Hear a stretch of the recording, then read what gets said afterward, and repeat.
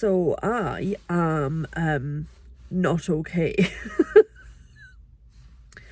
I've just been to see Bridget Jones, Mad About the Boy, and it's professional, wasn't it? And I'm not okay. Stupidly, despite everybody saying it was a tearjerker, I managed to go in without tissues. And as a result, I have blown my nose on mainly my sleeves. It's a little bit grim. I also foraged a dog poo bag out of my pot, a clean one, obviously. But small plastic bags are not, I'm annoyed by that shadow on my face. Small plastic bags are not designed for nose blowing. So I am a bit of a mess. Now, not that anybody asked, but I am going to give you my overview of the Bridget Jones cinematic universe, if you will, the BJCU. I have read the first two books. I really liked the first film. It's very of its time, but it was a lot of fun. And I didn't mind the second film. I think I've only seen it once. The first one I've definitely seen quite a few times. I think it's a lot of fun. The second one I saw once and it was fine, but it kind of annoyed me a bit because a lot of it was just a rehash of the first one, with an added stint in prison. And I didn't think the second one was as good as the book, whereas the first one I felt like really matched up. And then I didn't get that feeling with the second film. And then when the third film came out, whenever that was, I didn't even bother watching it because I was just at a point with the whole Bridget Jones thing where I just didn't care. So I didn't see the third one.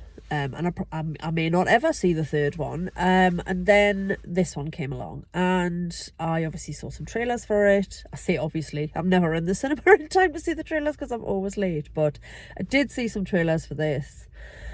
And it's been out a couple of weeks now and people have been watching it and raving about it. And yes, it is the sort of film that attracts your, I'm going to sound really disparaging here and I don't mean to, but your groups of middle-aged women. Hello, I know I'm a middle-aged woman, but it attracts those groups of like your mum and your nan and your auntie who don't go to the cinema very often, but oh, they fancy it because it's a Bridget Jones and it looks quite good. It's that sort of crowd. And I'm being snobby when I say the sort of films that pull that sort of crowd don't always appeal to me. However, I did want to see this. I've managed to make it work.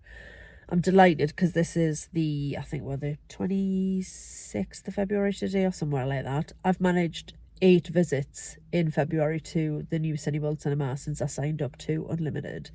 So I'm trying to make the most of it. So I dashed over here today after getting some stuff done this morning.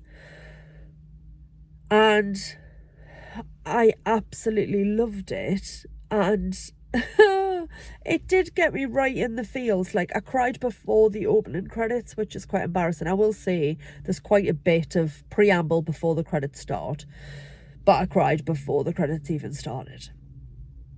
And I'll tell you why. So this is set 4 years after the death of Bridget's husband, played by Colin Firth. Mark Darcy has been killed in an incident in the Sudan, I think they said, because he was a QC. He was out there on some sort of humanitarian mission and he's killed. So she is on her own with her 2 children, Billy and Mabel. Billy looks to be about 9 or 10 maybe, and Mabel is only about 6, I would say, maybe 7. So they're quite small. And she's our usual Bridget. She's chaos. She's got roots need doing and she's burning the spaghetti and swearing a lot and, you know, generally being quite chaotic and not in control of things. And it's all charming and wonderful and in its own sort of Bridget-y way. But she is struggling to cope with grief, being a mum, being overwhelmed. I mean, she's doing all of this in a beautiful home in some part of London, like this gorgeous house. But yeah, our life is kind of chaos. And I think obviously we saw from the earlier films and from the character of Bridget, like Mark was her anchor. He was sort of the thing that he was very sensible, wonderful, but sensible. He kind of grounded her and he was her centre. And it makes sense that without him, she would spin, and she is spinning. Renee Zellweger is perfect in this role. They're no longer making her pile on weight. She's like her normal size, which is actually quite tiny.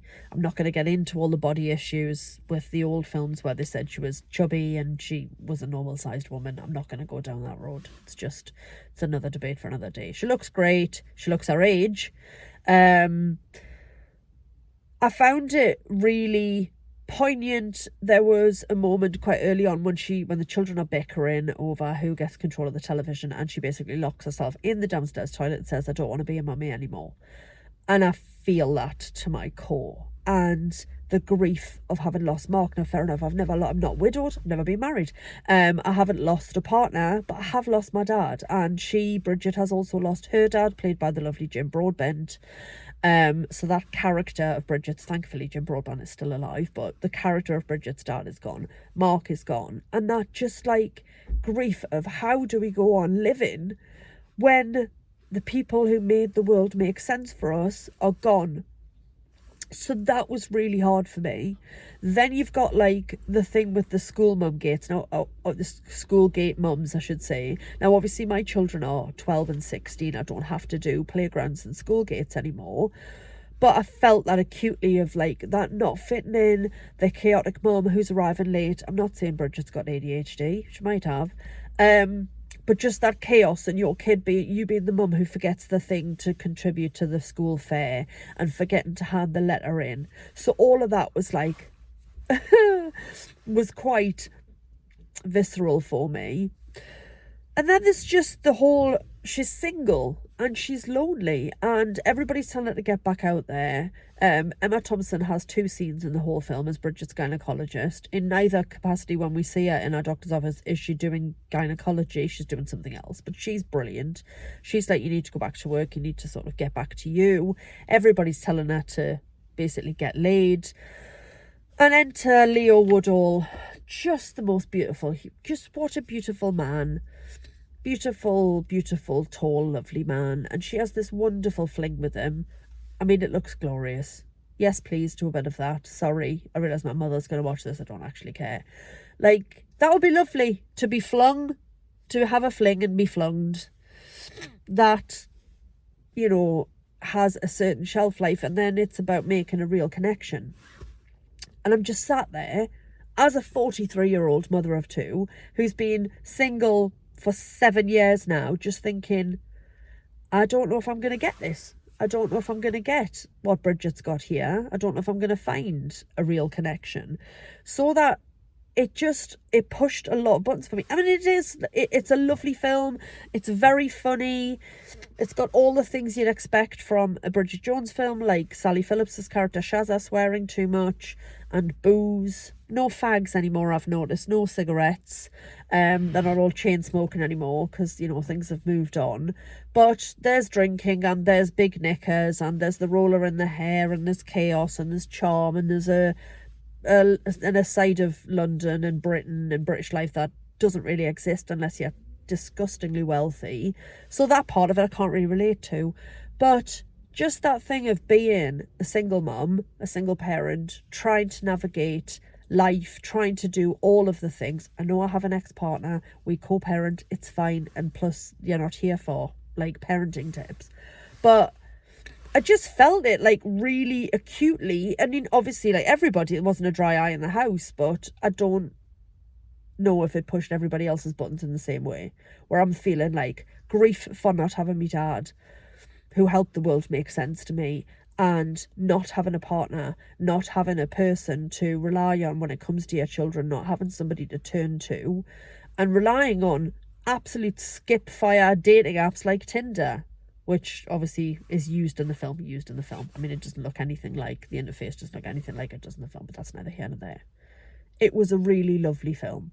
It was a lovely end to the character, and it was fun to spend time with her again. It's just the last time when I first met Bridget, I didn't relate to her at all, and now I find her painfully relatable. Only I don't think I'm going to get my Hollywood ending, or maybe I will. It's very bleak, I know, but it was charming and I enjoyed it, and it's not normally my vibe, so I'm really glad I gave it a go.